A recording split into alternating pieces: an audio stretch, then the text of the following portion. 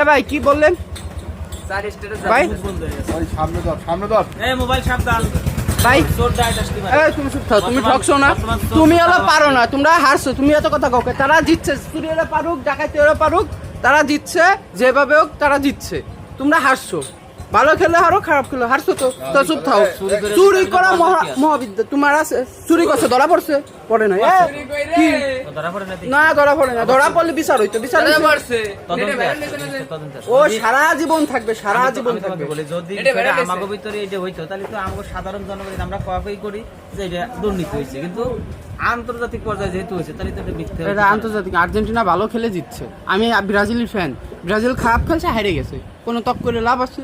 যদি ভালো খেলতো তারা জিততো, সেটা তো 100 বার। তাতে বলা হয় কি আবেগটা ধুয়ে খাইছে ওই ব্রাজিল আর হলো বাংলাদেশ ক্রিকেট টিম। ওকে জ্বালায় আমার একটা প্রেম হয়নি, কইতে পারো আমার প্রেম হয় নাই কে।